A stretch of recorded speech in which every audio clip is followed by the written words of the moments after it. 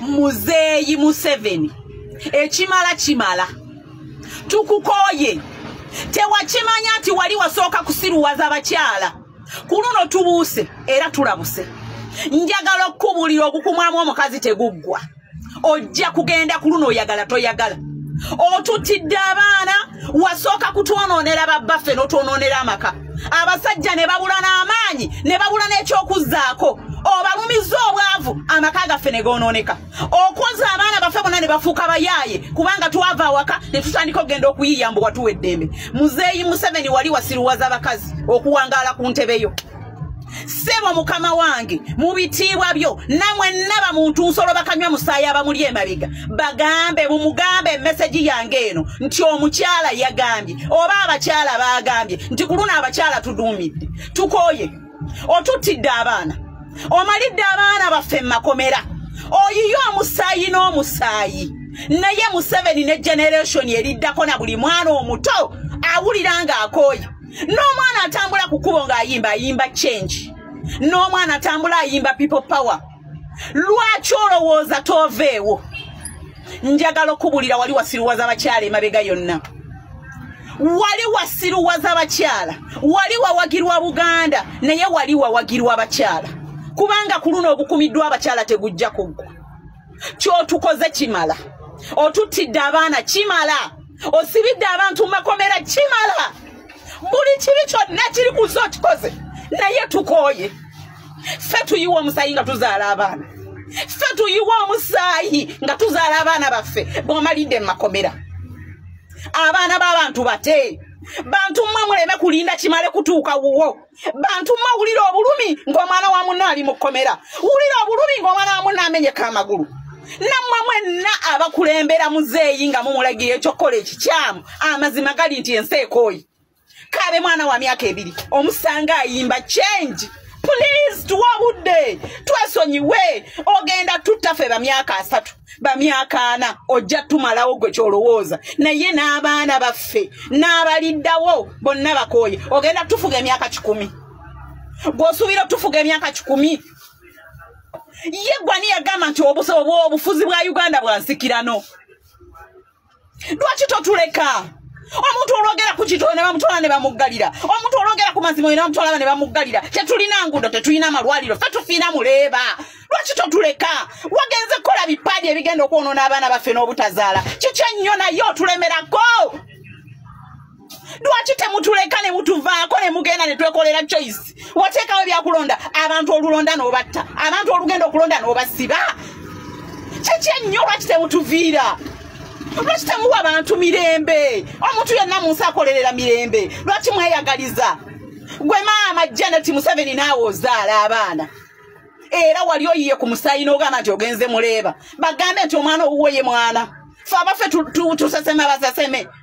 Golowooza abaana b'abantu abalala bakwate ne babawanda obayise malusu oba peyini tebayitamu eyo gye wayitamu.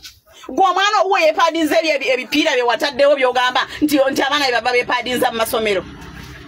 Buli mulimu gwonna gwammwe, buli ali muvunanyizibwa byonna wammwe. Bannange kiki yekyo n'omuntu olunaavaayo n'ayogera nti oyo bamuleete nti oyo bamunone. Nze ne bwe nnaaba ngenze nja kugenda naye n'omwana nga akimanyi nti tuli bakoowu, n'omwana w'omulala akimanyi nti tukukooye. Ate ekyokukoowa si lutalo, omuntu ali enkoko n'agikoowa naye ate gwe ofuuse ebijanjaalo ebirimu ne kawuukuumi. Tukukoye amazima, tukukoye bukooyi, tetulina musango naawe. Ne bw'ona tumalawo n'abaliddako era baligamba nti bakooye. Tuleke bulesi tambula butambuzi ogende mu mirembe. Ne famire yo yonna bye mulidde bimala tewali kukkuta, lubuto terukkuta, temujja kukkuta kusinga awo. Mutaamaana b'abantu abali mu makomera. Hajjati nga mukambwe era agambye nti munnange mbu Muzeeyi yasooka kusiruwaza abakyala era buli omu abantu babadde bagamba mbu abakyala be basinga kuwa Muzeeyi akalulu. Kaakati omukyala agambye nti bakooye era tebakyayagala. Ate nno mbadde nkyali ku Hajjati ne zireeta Sheikh n'akakasa nti munnange akalulu kano akaddako kajja kuba muliro era sikakuzanyirako. Era kana akalulu Mungu watutuusaayo kagenda kubeera kazibu. Kana akalulu ate balimbye nange seeka ekintu kyayogerako era nga kyekituufu. Oyinza okulaba example eno eyaliwo yabaddewo waneeno mu by election ye Kawempe North. Ebintu byali bizibu nnyo era byali bikambwe. N'essaawa ya kakati tulina abaana nga bakyanyiga biwundu olw'embeera gye baabayisaamu, kibooko na buli kimu. So bw'agamba nti Mukama wanaaba atutuusizaayo tekajja kuba kangu. Era nga tukyali ku bintu byebimu, ye Honorable Ssemujju Nganda avuddeyo n'ategeeza n'agamba nti kakati Bannayuganda bafuuse ba victim ba mukulu Muhoozi Kainerugaba, era agambye nti ke kaseera oba oliawo Parliament okuresolvinga ebintu bino. Naye munnange abadde tanamalayo, Speaker n'amubuke n'agamba ebyo bibyo. They all have become victims of this one man called Muhoozi Kainerugaba. This family must find a solution. At least for me, I'm not a victim. Because honorable members, what we need to look at, where does that information come from? On social media, anybody can post anything, anytime. Next item. Nange wobeera nga toli victim ubanga si muntu wo awo nno. Ate kisinza okuneewuunyisa mu kintu kino kyonna nti Speaker kennyini agambye nti social media omuntu asobola okupostinga ekintu kyonna ye yasibyako n'omwana nga amupostinzeeko we yagendera eyo ku miitinga Pop. Omwana n'amugamba nti omutwaliddeko mekako ne Carolite just ku mitimbagano ne banoonya omwana oyo ne bamusiba. Naye kyewuunyisa nti Honorable Ssemujju Nganda badde tanamala point. Ye Speaker yasoose n'okugamba nti naye byonna nga bigenda mu maaso. Omwana agenze n'analyzinga ensonga n'agamba nti abantu bano babeera mu buyinza balabira ddala nga buli kimu bakinamu ttaano. Tebafaayo oba ayogedde ki oba omuntu akosebwa kyenkana ki. Leero nga basoma ennongoosereza mu tteeka lya UPDF Act mu mbeera y'okuba nga bawa kkooti y'amagye obuyinza basobole okuvunaana abantu ba bulijjo. Nnyongedde okukimanya n'okitegeera nti omuntu bw'abeera mu buyinza oba bannabyabufuzi ebiseera ebisinga basigaza mumwa gwogera bwogezi naye nga tebawulira tebafumiitiriza. Emyaka 8 egiyise bwe baali bajja ekkomo ku myaka gy'obwa president, omubaka eyali akitira ekitundu eky'entuŋŋamu municipality Honorable Gerald Karuanga yasaitinga preamble ya constitution y'ennyanjula egamba nti nga tujjukira gye tuvudde tukola ssemateeka ono twefuge bulungi. Honorable Rebecca Kadaga yali speaker teyamuwuliriza. Kyekimu olwaleero ekibaddewo nga Ssenyonyi asaitinga article 92 ya constitution egaana parliament okuteesa oba okuyisa oba okukola etteeka lyonna nga kooti yawadde ensala yaayo ku kintu ekyo. So olwaleero akyogeddeko n'agezako okuteekawo embeera but unfortunately ne kiyita. Kati we twogerera emyaka 8 egiyise Honorable Speaker eyawumula Kadaga bw'omulaba tayinza kugamba nti yoli. Tukyali mu nsonga zennyini ezo eza Muhoozi Kainerugaba ye Deputy Spokesperson w'ekibiina kya NUP omukulu Alex Waiswa mu ffumbiro yavuddeyo n'akola ekiraamo ekikakali nti munnange wafanga bannakibiina mulina okugoberera bino. Mulambo gwange bwe mbanga nkubiddwa amasasi temugukirizanga obutaweza wiiki njagala mugukolereko emikolo oba mugusula Constitutional Square kasita guba nga yagutemudde nga gwe guli bayamba okwenunula muguzanyisanga byonna naye guba mwezi tonabuziwona oba mugusula ku State House oba mugusula wa Muhoozi waka yenna ali bamutebereza nti yanzise mumukolangako effujjo ne maiti yange erirambalanga ezira taabu. Ekyo kiraamu akikoze emisana lunye misana tuku era munnange bwebityo. Nga tweyongerayo eyo omwana muwala avuddeyo n'agamba n'akangula eddoboozi nga agamba nti si mumativu n'ebintu ebimu era waliwo obubaka wasindikidde Honorable Joel Ssenyonyi. Owekitiibwa Joel Ssennyonyi mu kaseera kano ng'ekiteeka ekinyigiriza Omunnayuganda kiyisibwa mu paaliyamenti mwe kye musobola okutugamba essaawa zino mugenda kulabisa. Paaliyamenti ekyalina mugaso ki eri Omunnayuganda? Paaliyamenti ekyalina mugaso ki eri Omunnayuganda? Mu kaseera kano ng'ekiteeka ekitwala Omunnayuganda okwesibwa mu kkooti y'amagye kiri mu kuyisibwa kye musobola okutugamba kintu kimu mugenze kulabisa. Bakulu ba member ba opposition sigenda na kujigata opposition kubamba abantu abise mandwa ba member ba parliament ba NUP mukola ki mu parliament essaawa zino nga kiteeka kinyigirizo Munnayuganda kigenda kuyita mugenda kulabisa nga bwe mwalabisa kiteeka ki ne kikyayitanga gye muli mugenda kulabisa ki nga bwe mwayisa kiteeka ki ne kitayitanga gye muli oba bagenda kubba ssente z'omuyi w'omusolo nga bwe batazibba ddi nga gye muli. Wabula mwe muliwo okulaga nti mu Uganda waliyo democracy mu parliament bwe mulekera ne mugenda ne mutuula bali ne babasinga businzi nti walikuwa basinzizza numbers nenga namwe muba mukiriziganyizza nakyo. Bakulu mufulume parliament. Bakulu mufete mwina kye mutuyamba temwina kye mugasa. Parliament ekyalina kyegasa Munnayuganda. Mu biteeka biri mu kufulumizibwa wabula namwe mwegasa kamu tugenda kukuba meza tugenda nkabwe mutukwa kubadde ne kitayita. Wabula okuva ne bagamba nti kakati bali bakuba emwanyi ne bakubekera begabanyiza ssente gasiya mu fulume parliament. Ne bwana abamu bakati ngazunziza obukooti sijja kufa ku byokoze mukulu nja kuyuzayuza. Ne bwoba okoze biki ne bwona oba okoze biki mu kaseera kano mukulu nja kuyuzayuza. Nsonga ze zimu eza mukulu General Muhoozi Kainerugaba abaana batunudde mu nsonga jjukira Twitter abadde yafuuka Twitter Facebook ebintu bateekayo nga bamuwoninga nti munnange ensonga zino z'oteeka ku X oba olya ku Facebook ezimu ziri kufuukira akabasa akati abadde tukyali awo nga lwaki Ashbaga Kato tavaayo nga agamba nti mbu yabadde akozesa omutimbagano ku kibanja ekya mukulu. Abaana ne bamugamba otusanze tulaba ebintu bino baabawoninga temulaba kati nga bibafuukidde akabasa ate mukulyetinga ebiboozibozi. Lumbuye yali ku live emu n'asomera Muhoozi n'amugamba nti akaunti yo ya Twitter ekiseera kijja kutuuka nga akaunti oyagala kujegaana naye nga it's too late. Byonna ebyekisibo by'opostinga okutemako abantu emitwe simanya okuteeka abantu kalabba kasasiro oyo yenna busimanya edi mutwe. Lumbuye n'amugamba nti sebo akaunti eyo ojja kwagala kusangula zi posti zonna ozideliting naye nga twazifunako dda kopi. Abasajja bakiroozezaamu ne bagamba ekintu kino kiyinza okuza bakafaya tufunyeyo omuntu gwe tuteekayo yefuulenga nyini akaunti mulowooza tuli baddaawa.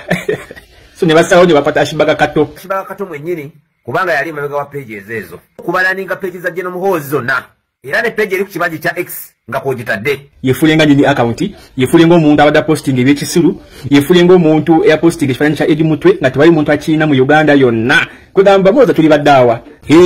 Nga Lumbuye bwe yagamba akaunti ezo zigenda okuleeta bakafaya niwe mukola ki ne muzidelitinga it is already too late. So temugenda kubuzaabuza abantu mu akaunti ya Ashbaga Kato bamwadde just mulimu kwefuulanga nyini akaunti okwefuulanga yabadde posting ebyo akaunti ekyali under Muhoozi otegera yenyini akaunti omutuufu we Muhoozi nyini akaunti si Ashbaga Kato. Tekeyo munnange mpola tugambye tujja kuba nga tuba wakasafu kanyama.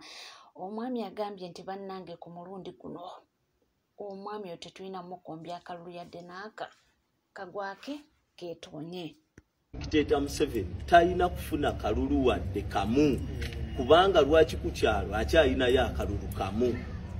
Gwe ki ekinene ennyo ky'olina ku mwami Museveni?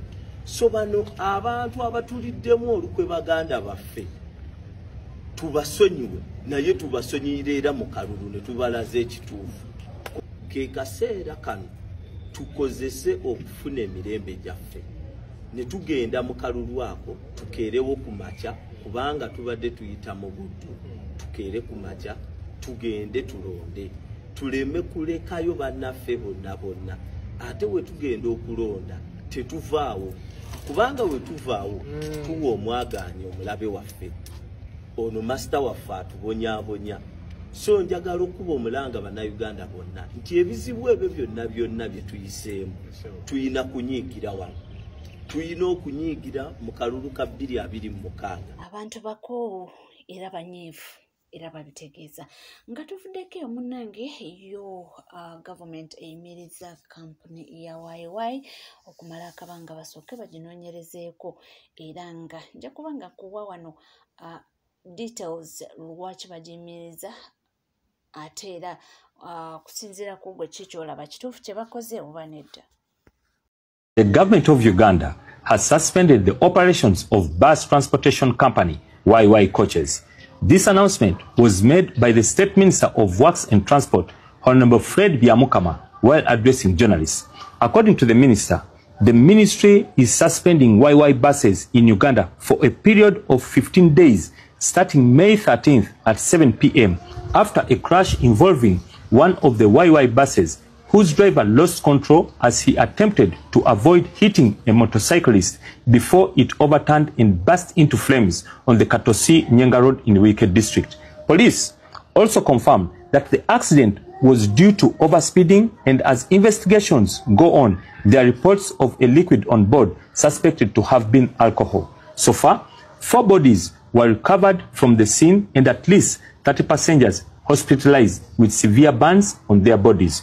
During the suspension period, the bus owners are expected to provide the drivers passes for inspection, appointment letters, schedules, and all these must be fulfilled before the suspension is lifted. It's not the first time YY buses are involved in accidents on highways. This accident was the second in 2 weeks, not forgetting the previous years too. What can be done to mitigate accidents on our highway? Mukasera kano nga services za YY bazasuspendinze bajja kubanga beetaaga batwaleyo license za badriver bano basupervising appointment letters ebbaluwa ezo ze babaweerako emirimu ndowooza buli kimu beekebejje balabe schedule z'abantu bano obudde bamumanaginga batya ono akola budde kina budde ki akola ssaawa kina ssaawa ki kutuuka ebintu ng'ebyo kulaba kikikyo ekiviirako obubenje naddala ku baasi zino eza YY nga tweyongerayo mu mawulire ag'enjawulo nakugambye nkutwala Kasavu Kanyama tumanye biki ebigenda mu maaso waneno mu ggwanga Uganda. Kaakati tukyali ku nsonga zino ezeetooloola naddala zetutunuulira ezigenda mu maaso waneno mu ggwanga Uganda. Kaakati munnange aba TikTok abagenda eggulo betwawulira nga mbu simanyi bali mu kupromotinga oba NRM, kumbe munnange mbu baali ku musaala naye omusaala guno tebaagubawa. Kaakati essaawa ya kakati gebakaaba gebakomba omwana agambye nti bano baabawoninga naye tebaawulira. Bano lumbuye si bayita embaata zaaneti used and dumped. Used galimpita bamaze okubakozesa ne babasuula eri bonna teri gwosobola gamba mbu omwegombako kino. Abasinga obungi wano ebyeyo byabasala bonna kyeyo kyansala.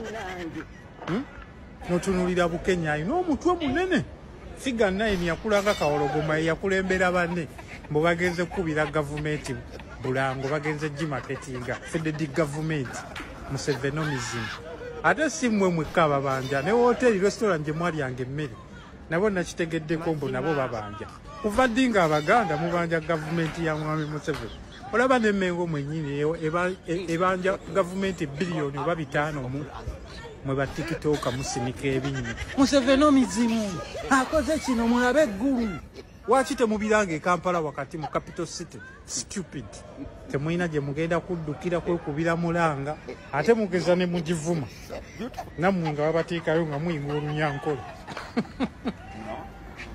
Bukenya ekyeyo kyamulema zima Bukenya media ayina ogutwe oyinza okugaa mu boggo ng'ali egusi ababawo fulanka mazima mbuyingini oba yekwese mbyabugagga byani mbwayina sino twaka asula mu kayumba mizigo ebiri kakutte mu mbinabina imagine ayina akanigina k'emmotoka kavuga bonaye mugagga abaho bano abasigadde bonna bakyeyo kyansala omusajja omu yagamba teri wa boda asobola kukola mbaga n'ogisangako bapayiroti era osangako baboda banne kati ne banene ab'ebisiraani bonna buli kyeyo kyansala Kampala yagaana beekwata ate kati gavumenti ke yabatadde kino nkibagamba muddako tambuza Ssekkoko natunda mulondo abadde mu Musevenomisms